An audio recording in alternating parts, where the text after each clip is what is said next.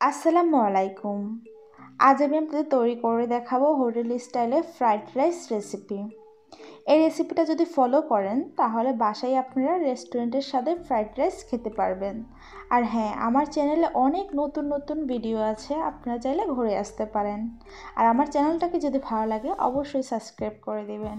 এই তো আমি এখানে কালো জিরা পোলাও চাল নিয়ে নিয়েছি। আপনারা চাইলে চিনি গুঁড়া পোলাও চালটাও নিতে পারেন।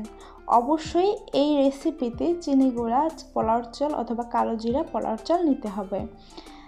এখানে আধা কেজি পরিমাণ পোলাওর চাল ছিল। এই তো আমি ক্যাপসিকাম কুচানো নিয়ে নিয়েছি 2 কালারের, 1 কাপের মতো ছিল। আর এই তো পাতাকপি কুচানো নিয়ে নিয়েছি, তাও 1 কাপের মতো ছিল।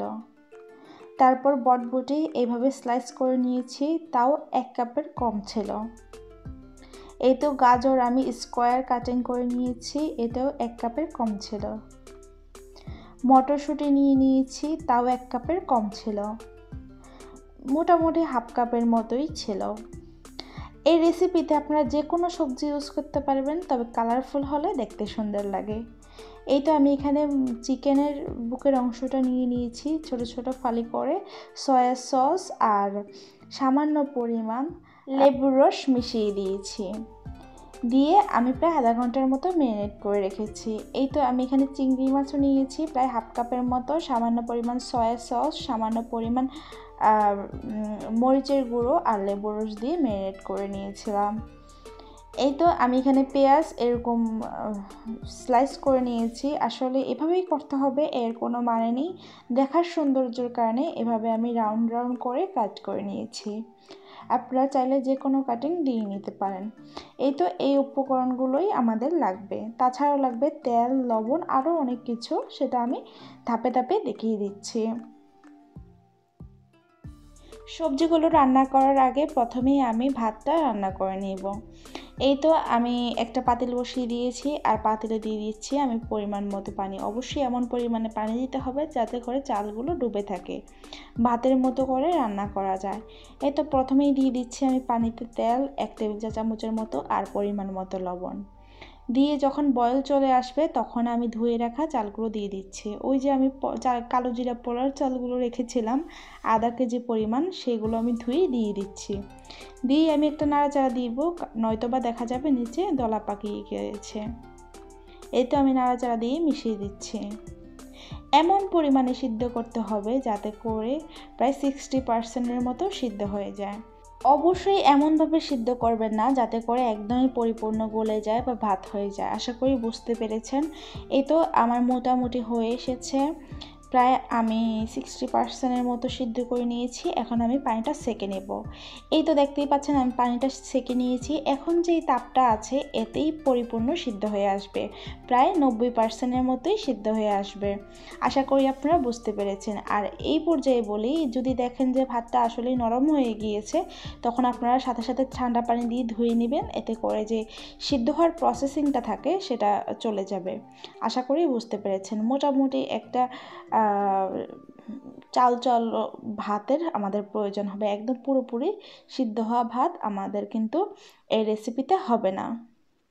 আপনারা চাইলে আগের দিন রাতেও ভাতটা রান্না করে ফ্রিজে রেখে দিতে পারেন, পরবর্তীতে এই রেসিপিতে ইউজ করতে পারেন। এই তো আমি একটা প্যান বসিয়ে দিয়েছি, দিয়ে দিচ্ছি সামান্য পরিমাণ তেল আর 2টা ডিম আমি ভেঙে দিচ্ছি। এই তো দেখতেই পাচ্ছেন আমি ডিমগুলোকে কিভাবে ভেঙে দিয়েছি। অবশ্যই সামান্য পরিমাণ লবণ দিয়ে দিবেন, এতে করে খেতে ভালো লাগবে। ডিমগুলো ভেঙে যখন ভাজা ভাজা হয়ে যাবে তখন আমি উঠিয়ে দিচ্ছি। তারপর আবারও তেল দিয়ে দিচ্ছি, তেল দিয়ে আমি প্রথমেই দিয়ে দিব পেঁয়াজ কুচানোগুলো। এগুলো নাড়াচাড়া দিয়ে সামান্য পরিমাণ ভেজে নেব। এই তো আমি পেঁয়াজগুলো মোটামুটি ভেজে নিয়েছি। আপনারা দেখেই বুঝতে পাচ্ছেন আমি কিন্তু তেমন লালচে করে পেঁয়াজগুলো ভেজে নিইনি।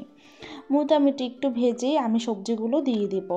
প্রথমেই আমি দিয়ে দিচ্ছি বটবটিগুলো, তারপর আমি দিয়ে দিব মটরশুঁটিগুলো, তারপর আমি দিয়ে দিব গাজর কোচানোগুলো, তারপর আমি দিয়ে দিব পাতাকপি কোচানোগুলো।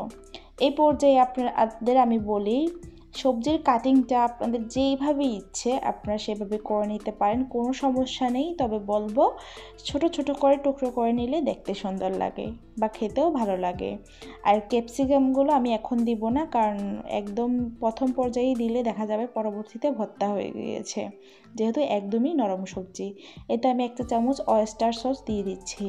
আর আপনারা যদি আমি জানি ম্যাগি যে মশলাটা থাকে সেটা অ্যাভেলেবেল হয়, সেটা আপনারা 1 প্যাকেট দিয়ে নিতে পারেন। আমি সেটা পাইনি বলে এরকম ম্যাগির যে কিউব বারগুলো আছে সেগুলো 1 পিস দিয়ে দিচ্ছি।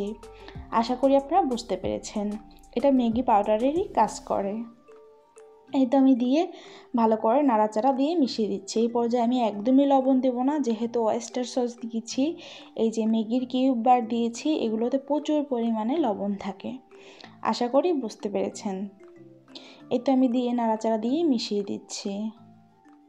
এই তো আপনাদের বোঝার সুবিধার্থে আবারও দেখিয়ে দিচ্ছি, এটা ইতালিতে এই নামেই পাওয়া যায়। ওরা যে স্যুপগুলো হয় সেটাতে এই ম্যাগি মশলাটা ইউজ করে থাকে। এই তো আমি আবারও নাড়াচাড়া দিচ্ছি, দিয়ে মোটামুটি সিদ্ধ হয়ে আসলে আমি ক্যাপসিকামগুলো দিয়ে দেব। এই রেসিপিতে সবজিগুলো কিন্তু তেমন পরিমাণে সিদ্ধ করা যাবে না, একদমই নরম নরম বা ভর্তা ভর্তা করে সিদ্ধ করা যাবে না। আশা করি বুঝতে পেরেছেন। মোটামুটি একটু সামান্য পরিমাণে শক্ত শক্ত রেখে সিদ্ধ করে নিতে হবে। এমন পরিমাণে সিদ্ধ করতে হবে যাতে করে একদম গলে না যায়। আশা করি বুঝতে পেরেছেন। এই তো আমি সবজিগুলো নামিয়ে নিয়েছি। তারপর একই প্যানে আমি তেল দিয়ে দিচ্ছি, আবারও সামান্য পরিমাণ দিয়ে যেই চিকেনগুলো ম্যারিনেট করে রেখেছিলাম আর যে চিংড়ি মাছগুলো ম্যারিনেট করে রেখেছিলাম সেগুলো দিয়ে দিচ্ছি। দিয়ে ভালো করে নাড়াচাড়া দিয়ে মিশিয়ে দেব। এই পর্যায়ে কোনো কিছু আর অ্যাড করতে হবে না, ভালো করে নাড়াচাড়া দিয়ে ভেজে নিলেই হবে। এই তো আমি নাড়াচাড়া দিয়ে মিশিয়ে দিচ্ছি। আচ্ছা, এই পর্যায়ে আপনাদের সাথে আমি কিছু কথা বলি নেই। এই রেসিপিতে আমি যা যা ইউজ করেছি সব কিছুই দিতে পারলে ভালো হয়, তাহলেই কিন্তু আপনারা একদম রেস্টুরেন্টের স্বাদে ফ্রাইড রাইসটা খেতে পারবেন। আশা করি আপনারা বুঝতে পেরেছেন। এই তো আমি চিংড়ি মাছগুলো ভেজে নিয়েছি। একদমই লালচে লালচে বা মচমচে করে ভাজার কোনো প্রয়োজন নেই, মোটামুটি সিদ্ধ হয়ে গেলেই হবে। এই তো ভালো করে ভাজা হয়ে গেলে আমি যে চালগুলো সিদ্ধ করে রেখেছিলাম সেই ভাতগুলো দিয়ে দিচ্ছি। দেখতেই পাচ্ছেন আমি ভাতগুলো দিয়ে দিচ্ছি। ভাতগুলো দেওয়া হয়ে গেলে আমি ভালো করে মাছগুলোর সাথে মিশিয়ে দেব। এই তো দেখতেই পাচ্ছেন ভালো করে মিশিয়ে নিচ্ছি। মোটামুটি মিশানো হয়ে গেলে আমি দিয়ে দিচ্ছি 1 চা চামচেরও বেশি কেচাপ। এই তো প্রায় 1.5 চা চামচের মতো কেচাপ ছিল। তারপর আমি দিয়ে দিচ্ছি এখানে 1 টেবিল চা চামচের মতো সয়া সস। তারপর দিয়ে দিলাম 1/2 টেবিল চা চামচের মতো অয়েস্টার সস। তারপর আমি দিয়ে দিচ্ছি 1 ফালি লেবু। এখানে প্রায় 1 টেবিল চা চামচের মতো লেবু রস ছিল। অবশ্যই লেবু রসটা দেওয়ার চেষ্টা করবেন। দিয়ে আমি ভালো করে মিশিয়ে দেব। এই তো দেখতেই পাচ্ছেন মিশানো হয়ে গেলে কালারটা কিন্তু খুব সুন্দর চেঞ্জ হয়ে গিয়েছে। এই পর্যায়ে আমি যে ডিমের ঝুড়িগুলো করে রেখেছিলাম আর সবজিগুলো তৈরি করে রেখেছিলাম সেগুলো দিয়ে দিচ্ছি। দিয়ে ভালো করে মিশিয়ে দেব। এই তো সবগুলো সবজি দিয়ে দিচ্ছি।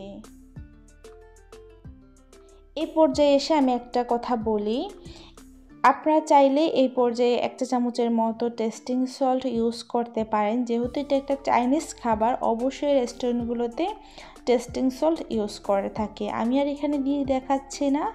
এই তো নেড়ে চেড়ে ভালো করে মিশিয়ে নিলেই হয়ে গেল আমাদের মজাদার ফ্রাইড রাইস। অতিরিক্ত পরিমাণ ভাজবেন না, এতে করে কিন্তু স্বাদটা নষ্ট হয়ে যাবে। কিছুক্ষণ ভেজে 2-3 মিনিটের মতো নামিয়ে নিলেই হয়ে গেল ফ্রাইড রাইস রেসিপি। আর আমার চ্যানেলে অনেক নতুন নতুন সুন্দর সুন্দর রেসিপি আছে, আপনারা চাইলে ঘুরে আসতে পারেন। আর আমার চ্যানেলটিকে অবশ্যই সাবস্ক্রাইব করে বেল আইকনটা বাজিয়ে দিবেন, এতে করে আমার চ্যানেলের নতুন ভিডিওটা সবার আগে আপনার কাছে পৌঁছে যাবে।